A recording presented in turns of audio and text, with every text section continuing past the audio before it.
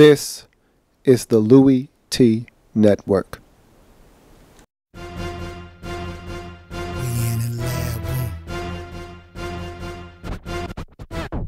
Man, I love some football. Man, I love some football. My favorite week is week 1, cause I'm watching football. First comes the preseason, and I don't take a day off. And then it gets even better when your team makes the playoffs. 32 teams go hard for one thing.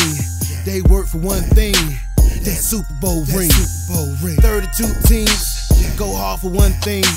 They work for one thing. That Super Bowl ring.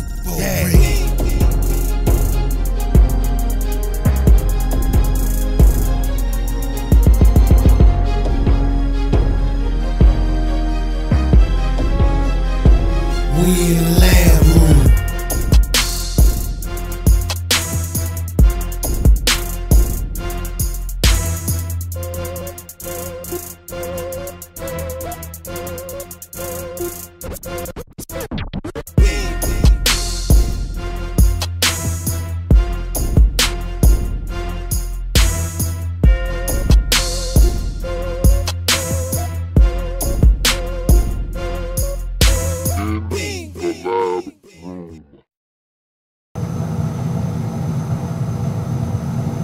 Who else could it be but me, your man, Louis T. Thank you for joining me here on the program. You're in the lab room. Of course, I'm your host, Louis T. Week 1 of the National Football League, Cleveland Browns, Pittsburgh Steelers, AFC North, family business. And what a game this turned out to be. At halftime, I'm saying to myself, damn, what a blowout this is going to be. And by the game's end, I said, whoa! That was some exhilarating football. So let's talk about how the Cleveland Browns went into Heinz Field and gave the Pittsburgh Steelers all they could ask for, and then some. Impressive opening drive by the Pittsburgh Steelers, and the big play on this possession was a 33-yard catch and run by Antonio Brown. Tones is the man. Tones is so explosive, much like Cordero Patterson. When he gets the football out of space, he turns into a punt returner, and he's one of the most electrifying and explosive players in all of the National Football League. He showed it on that play. However, a sack and a penalty pushed the Steelers out of scoring range in terms of a touchdown. Ended up having to settle for a field goal. It's 3-0 Steelers initially in this game. Browns answer with an impressive drive of their own. Much like the Steelers, they had their drive stalled by a penalty. There's an illegal shift penalty. They have to settle for a field goal as well. It's 3-3. That's the last time this Browns football team would even look remotely competitive in the first half, as the Steelers run off 24 unanswered points to end the first half. Let's talk about it. Marcus Wheaton is eating. Here's a kid that the Steelers have high hopes for in his second season out of Oregon State, a guy that they're hoping can come in and help this passing game ascend to new heights. You got Antonio Brown over here on one side. They need a Robin to Antonio Brown's Batman, and they're hoping Marcus Wheaton can be that player. And he looked the part in this game, especially on that drive, getting it done, helped set up a 7-yard LeGarrette Blount touchdown run. It's 10-3. That's where we are at the end of the first quarter. We move on to the second quarter. Carlos Dansby picks off Big Ben, and this guy always is around the football. He has the uncanny knack and ability to find the football and make plays on it when he gets around it. And even though he makes this play, puts the Browns in great field position, a sack by Jarvis Jones, a guy that the Steelers are looking for big things from in his second year as well, out of Georgia, pushes them out of field goal range. Browns have to punt, so they're not able to take advantage of that opportunity. Steelers, however, do take advantage of the opportunity of getting the football back as Big Ben pulls out a little bit of pocket magic. He's in the pocket, it's crumbling, he finds a way to get out of it, don't know how, scrambles to his right, throws up a prayer, and in the back of the end zone, Tones answers it beautifully, toe tapping, getting the feet down, touchdown. It's 17-3. Steelers in this game. You look up and now another Steelers touchdown is being scored after a huge Tones punt return capped off with a karate. Ha! kick in the face of Spencer Lanning, the punter of the Browns, even though it was a penalty, got the crowd involved and juiced up, and they finish off that drive with a huge 38-yard touchdown scamper by Le'Veon Bell. Everyone's going nuts. It's 24-3. Steelers look like they're about to run the Browns out of the building. Big Ben caps off the first half with a field goal drive to make it 27-3 at the half. Biggest lead he's compiled in the first half of a game in his career. But that was not going to last for very long. Now, we travel into the second half, start the third quarter. Isaiah Crowell punctuates a 6-play, 80-yard second half opening touchdown drive with a 6-yard run. It's now 27-10. You're saying to yourself, okay, they were due for a touchdown. Not a big deal. Steelers still up by 17 points. Aided by a third down penalty, the Browns cash in on a 6-play, 59-yard touchdown drive. And Isaiah Crowell again puts the period on the end of the drive, getting into the end zone. It's now 27-17. Browns down by 10. Now you're saying to yourself, okay, that's cute, that's nice. All right, Steelers, stop them dead in their tracks, put them to sleep. Let's wrap this one up and go home.